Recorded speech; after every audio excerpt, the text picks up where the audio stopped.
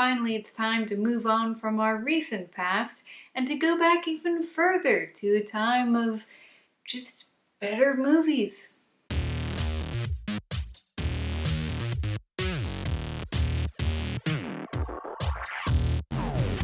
Star Wars Episode 4, A New Hope.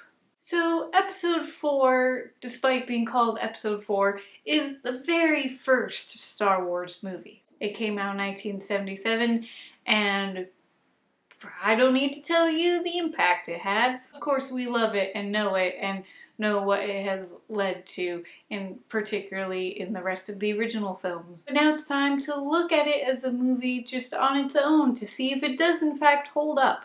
Now we all know that Star Wars A New Hope follows Luke Skywalker. Obviously, at the point when these movies came out, we knew nothing about his father and all of the other stuff that happened, before the original series. So this movie has the large task of having to introduce everyone, well, not everyone, but a whole slew of characters that we now have come to know and love.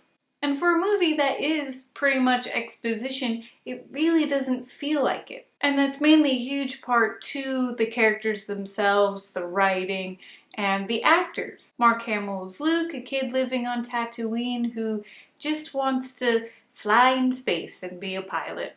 But Luke has had to stay and help his aunt and uncle, and instead of being able to really follow his own path, he's been having to stay at home and help his family, and that's a very relatable thing. So right off the bat, they created a very relatable protagonist that everyone can identify with, and that's a pretty good start. Luke is a great character and is obviously the lead character. There are so many others in this movie, and they're all very, very strong. Even for the 70s, they were able to make Leia pretty badass, and instead of being completely helpless, she does, in fact help out and speaks her mind, which is always very nice. And you've got Han Solo, who is probably one of the most memorable characters of the series. While again, Luke is the main character, Han is the one that you kind of want to be, even if you identify with Luke more. You want to be Han Solo. I wanted to be Han Solo when I was a kid, still do. What do you think I dressed up as him for Comic-Con?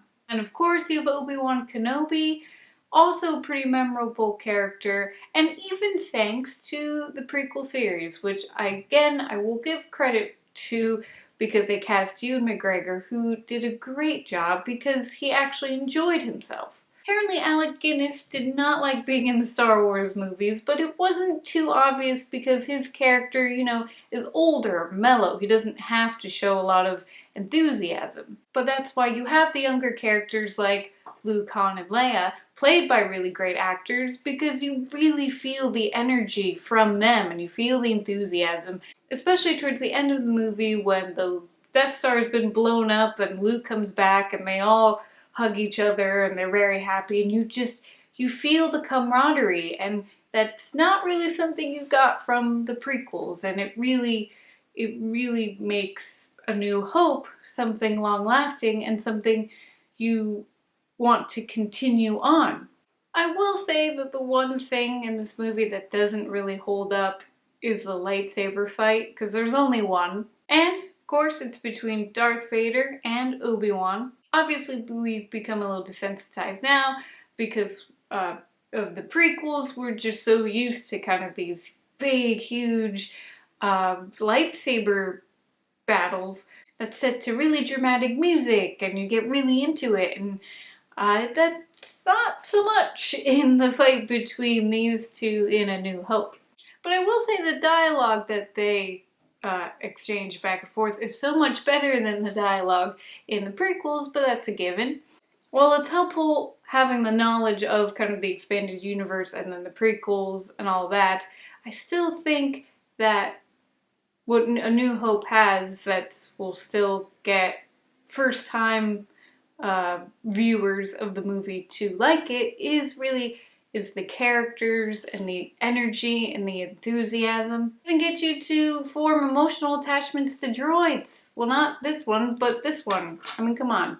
So for a very first movie of a series, and technically being the fourth movie, Star Wars A New Hope is very impressive in introducing everything but not feeling so heavy on exposition. And also it does a great job building the world that you're being introduced to. It's hard to be super critical of this movie because, again, I grew up with it. I watched it over and over. And I think, again, story-wise, it's pretty good. And you get to follow this young guy who's being taken into this much larger story and forms relationships with these really interesting characters. And it, you know, for Luke being so relatable, no wonder why people just formed so much attachment to it, because wouldn't that be awesome if it happened to you? That kind of relatability and that kind of the storytelling as well, and the characters and the acting and just all of it, I'm gonna give Star Wars A New Hope a stamp of approval. And have you guys seen Star Wars A New Hope? That better be a yes. But if you have rewatched it or even watched it for the first time, I won't hold it against you. Please let me know what you think about it in the comments. I'd love to hear from you. And if you have anything negative to say about it, please tell me, because I honestly can't think of too much against it. It's just, it's so good, and rewatching it just made me excited again and made me feel how I did when I watched it for the first time as a child. But again, if you want to rain on my parade and tell me, negative things about it, go ahead. Okay guys, that's it for me. I hope you're having a great day, and may the force be with you. Toodles!